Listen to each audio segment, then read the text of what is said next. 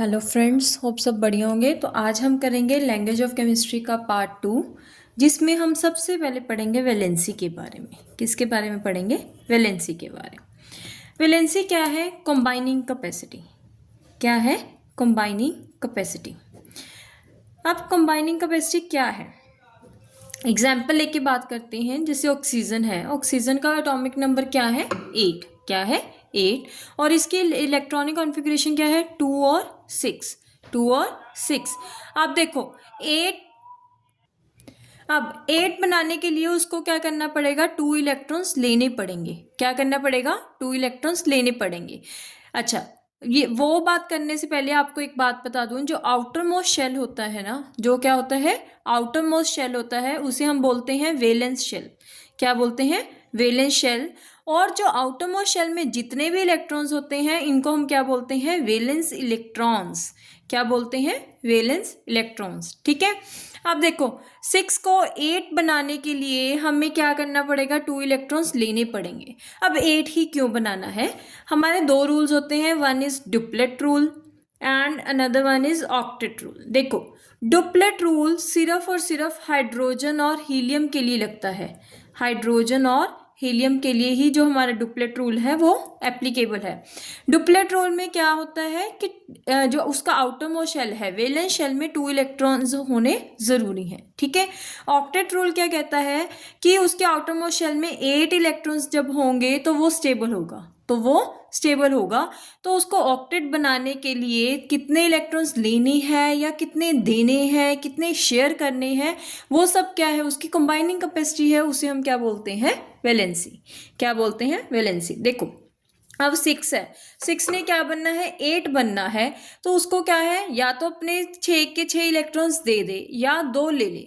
देखो 2 लेना इजी है, 6 देना ज़्यादा मुश्किल है। तो वो क्या करेगा? 2 लेगा। क्या करेगा? लेगा। देखो लेना एक नेगेटिव काम है। क्या है? एक नेगेटिव काम है। तो जो लेगा इलेक्ट्रॉन, उसके उस पे कौन सा चार्ज आएगा? Negative charge. कौन सा? Negative charge. और जो देगा उस पे कौन सा चार्ज आएगा? Positive charge.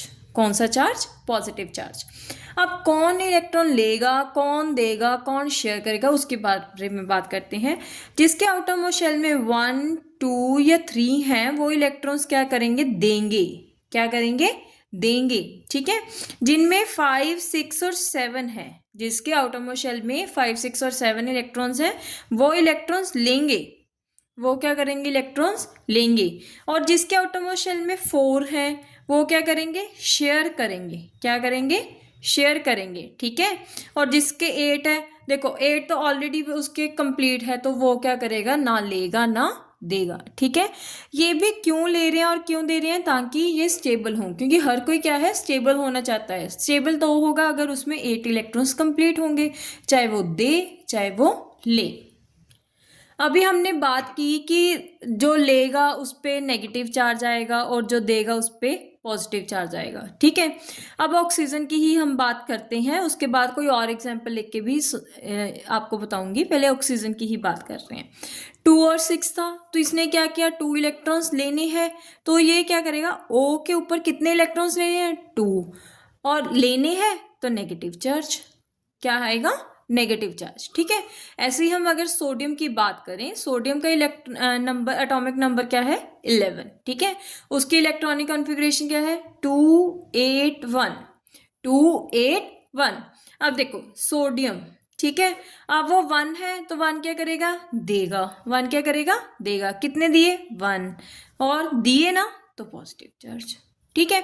अब जिन पे कोई भी चार्ज आ जाए, जिन पे कोई भी चार्ज आ जाए, उन्हें हम क्या बोलते हैं? आयन। क्या बोलते हैं? आयन। चाहे वो पॉजिटिव चार्ज है चाहे वो नेगेटिव चार्ज है, कोई भी चार्ज हो वो दिक्कत नहीं है, लेकिन उसे हम क्या बोलते हैं? आयन बोलते हैं। ठीक है। अब जो ये आयन है ना, वो 2 तरह के होते हैं। One is cation and another one is anion. Cation and anion. ठीक है। कैटायन किसको बोलेंगे? जिस पे पॉजिटिव चार्ज है, जिस पे पॉजिटिव चार्ज है, और जिस पे नेगेटिव चार्ज है उसे हम क्या बोलेंगे? एनायन। देखो हर कोई को बहुत कंफ्यूज होता है, क्या कैटायन क्या एनायन। इसको लर्न करने की ट्रिक ये है, एनायन में 2 नेगेटिव आ रहे हैं ना, 2 एन आ रहे हैं ना, तो ये क्या है? नेगेटिव। इसमें 1 आ रहा है तो ये क्या है? पॉजिटिव। तो ये क्या है? पॉजिटिव, ठीक है।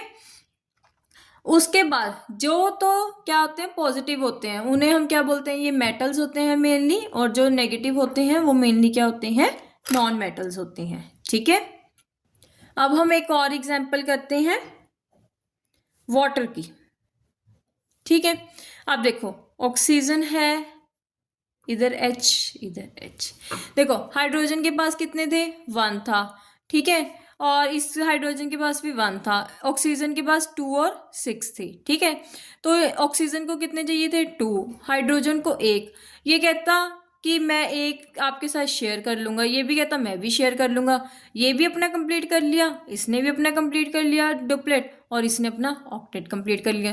देखो तीनों स्टेबल हो गए ना, तीनों क्या हो गए, स्टेबल। तो हाइड्रोजन की वैलेंसी क्या बन गई, 1, ऑक्सीजन की 2, क्योंकि एक इसके साथ है एक इसके साथ है, और हाइड्रोजन की इधर भी कितनी आ गई, 1 आ गई, ठीक है। ऐसे ही अगर हम अमोनिया की एग्जांपल लें, किसकी, अमोनिया की, उसका क्या फॉर्मूला है, NH3, NH3। देखो NH3 नाइट्रोजन का कितना होता है, 7, तो सॉरी हाँ 7, 2,5। अब इसको कितने चाहिए, 3 चाहिए, तो तीनों एक एक हाइड्रोजन अपने अपने साथ शेयर कर लेंगे। अब देखो हाइड्रोजन का डुप्लेट कंप्लीट, नाइट्रोजन का ऑक्टेट कंप्लीट, तो इस तरीके से ये चारों क्या हो गए, स्टेबल। अब नेक्स्ट टॉपिक है वेरिएबल वैलेंसी। क्या है, वेरिएबल वैलेंसी। देखो वेरिएबल मतलब डिफरेंट वैलेंसी हमने अब बात की।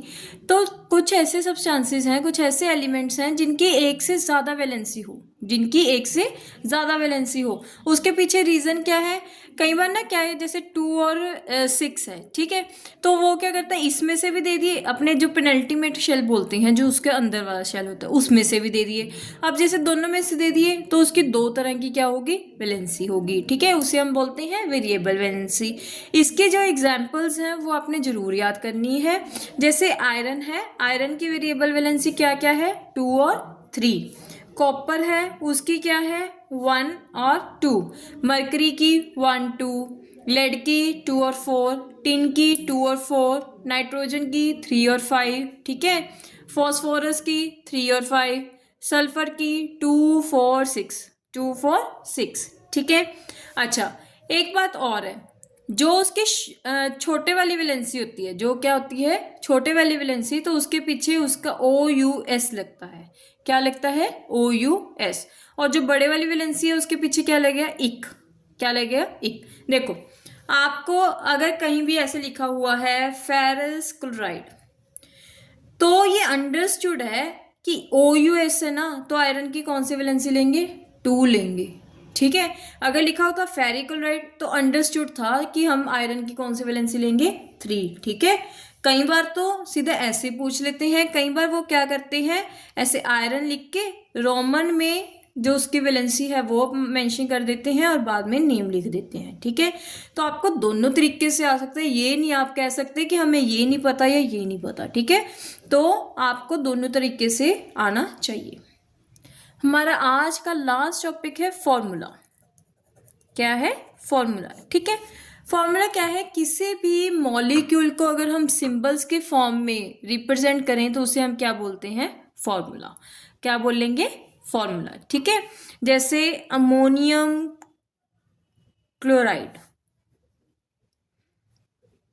तो इसका फॉर्मूला क्या है, NH4Cl।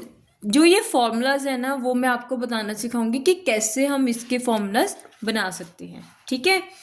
अच्छा हमें फॉर्मूला से क्या कुछ पता चल रहा है कि कौन सा मॉलिक्यूल है, क्या उसका मॉलिक्यूलर मास है, कौन कौन से मेंबर्स हैं, कितने कितने एटम्स हैं हर एलिमेंट के, ठीक है, क्या रेशियो में है, वो हमें ये सब फॉर्मूला से पता लगता है, ठीक है। और जो हम कल मैं आपके साथ वीडियो शेयर करूंगी उसमें आपको मैं फॉर्मूलाज बनाना सिखाऊंगी कि हम जो ये फॉर्मूलाज हैं कैसे बनाते हैं, ठीक है। तो आज का टॉपिक होप आप सबको समझ आ गया। अगर किसी को कोई भी डाउट है तो वो कमेंट बॉक्स में कमेंट कर सकता है। Please like, subscribe